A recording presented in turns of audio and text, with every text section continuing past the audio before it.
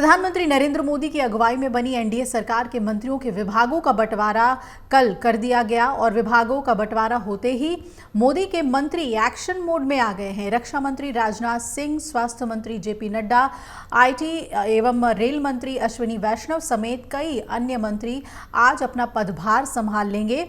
वहीं रक्षा मंत्री राजनाथ सिंह सुबह 10:30 बजे साउथ ब्लॉक में अपने मंत्रालय का पदभार संभाल लेंगे। वहीं स्वास्थ्य मंत्री जेपी नड्डा सुबह 11:45 पर निर्माण भवन की तीसरी मंजिल पर अपने मंत्रालय का कार्यभार संभालेंगे। प्रधानमंत्री नरेंद्र मोदी ने सोमवार शाम को अपने नए मंत्रिमंडल की पहली बैठक की और इस बैठक में अपने मंत्रिमंडल में शामिल नवनिर्वाचित मंत्रियों को विभाग उन्होंने आवंटित किए। और आपको बता दें कि मोदी 3.0 कैबिनेट में नितिन गडकरी को पहले की ही तरह सड़क और परिवहन मंत्रालय दिया गया है। एस जयशंकर को भी विदेश मंत्रालय विभाग ही सौंपा गया है और राजनाथ सिंह रक्षा मंत्री हैं। तो इस तरीके से अगर और भी पोर्टफोलियोज पे नज़र डालें तो अमित शाह को गृह मंत्री और सहकारिता मंत्री बनाया गया है।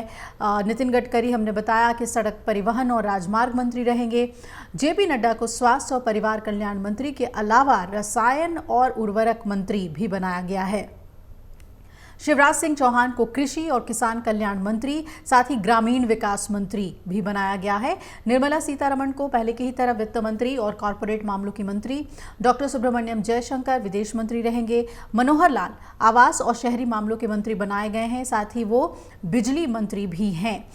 वहीं एचडी कुमारस्वामी को भारी उद्योग और इस्पात मंत्री बनाया गया है। इसके अलावा पीयूष गोयल को भी पहले की ही तरह वाणिज्य और उद्योग मंत्री विभाग दिया गया है और वही धर्मेंद्र प्रधान को शिक्षा मंत्री बनाया गया है। बात करें जीतन राम मांझी की तो उन्हें एमएसएमई दिया गया है, यानी कि सूक्ष्म लघु और मध्यम उद्यम मंत्री।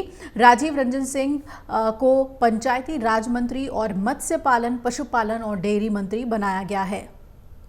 सर्बानंद सोनोवाल को बंदरगाह, जहाज रानी और जलमार्ग मंत्री बनाया गया है। वहीं डॉक्टर वीरेंद्र कुमार को सामाजिक न्याय और अधिकारिता मंत्री बनाया गया है। अब बात कर ले राम मोहन नायडू की तो उन्हें नागरिक उड्डयन मंत्री बनाया गया है, यानी एविएशन उन्हें दिया गया है। साथ ही प्रहलाद जोशी को उपभोक्ता मामले, खाद्य और सार्वजनिक वितरण मंत्री और नवीन और नवीकरणीय ऊर्जा मंत्री बनाया गया है। जुएल ओराम को जनजातीय मामलों का मंत्री बनाया गया है और बिहार से गिरिराज सिंह को कपड़ा मंत्री बनाया गया है। वहीं अश्विनी वैष्णव को रेल मंत्री, सूचना और प्रसारण मंत्री और इलेक्ट्रॉनिक्स और सूचना प्रौद्योगिकी मंत्री बनाया गया है। बात कर ले ज्योतिरादित्य सिंधिया की तो उन्हें टेलीकॉम दिया गया है, संचार मंत्री और पूर्वोत्तर क्षेत्र विकास मंत्री का पदभार उन्हें दिया गया है। साथ ही भूपेंद्र यादव को पर्यावरण, वन और जलवायु परिवर्तन मंत्री बनाया गया है। गजेंद्र सिंह शेखावत, जिनके पास जल संसाधन मंत्रालय हुआ करता था, उन्हें संस्कृति मंत्री और पर्यटन मंत्री इस बार बनाया गया है। अन्नपूर्णा देवी को महिला और बाल विकास मंत्री बनाया गया है, जबकि किरण रिजिजू को इस बार संसदीय मामलों का मंत्री और अल्पसंख्यक मामलों के मंत्री बनाया गया है। हरदीप सिंह पुरी की बात करें तो पेट्रोलियम और प्राकृतिक गैस मंत्री, श्रम और रोजगार मंत्री और युवा मामले और खेल मंत्रालय भी उन्हें सौंपा गया है। जी किशन रेड्डी को कोयला मंत्री और खनन मंत्री बनाया गया है। साथ ही चिराग पासवान को खाद्य प्रसंस्करण उद्योग मंत्री बनाया गया है। ये पोर्टफोलियो उनके पिता के पास भी हुआ करता था।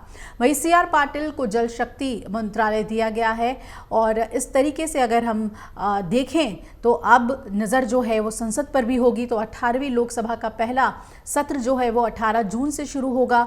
इसकी शुरुआत नवनिर्वाचित सांसदों के शपथ से होगी और शुरुआती 2 दिन चुने गए 543 सांसदों को प्रोटेम स्पीकर शपथ दिलाएंगे।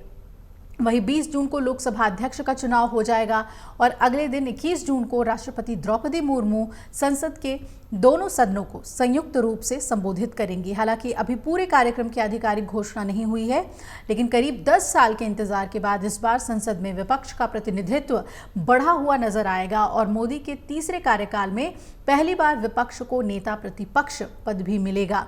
स्पीकर पद पर इस बार बीजेपी क्या अपने पास रखेगी? हालांकि दिलचस्प ये है कि भाजपा पूर्व स्पीकर ओम बिरला पर दोबारा भरोसा जताएगी या फिर कोई नया चेहरा पेश करेगी। आपको बता दें कि पहले ही ये ध्यान देने वाली बात है कि टीडीपी की ओर से ये पद मांगा जा रहा है स्पीकर का। मोदी सरकार के पहले कार्यकाल में जहां सुमित्रा महाजन तो दूसरे कार्यकाल में ओम बिरला को अध्यक्षता का मौका मिला था लोकसभा का। महाजन 2019 का चुनाव नहीं लड़ी थी, जबकि बिरला राजस्थान की कोटा सीट से चुनाव जीतने में सफल रहे थे। अब डिप्टी स्पीकर का पद बहाल होगा या नहीं, इस पर भी सस्पेंस है। कयास ये लगाए जा रहे हैं कि बीजेपी इस बार ये पद अपने किसी सहयोगी दल को दे सकती है और पहले कार्यकाल में पार्टी ने ये पद अपनी सहयोगी अन्ना द्रमुक को दिया था। अगर आप ये वीडियो YouTube पर देख रहे हैं तो हमारे चैनल को सब्सक्राइब करें और बेल आइकन को दबाना ना भूलें। अगर आप Facebook पर ये वीडियो देख रहे हैं तो हमारे पेज को लाइक करें।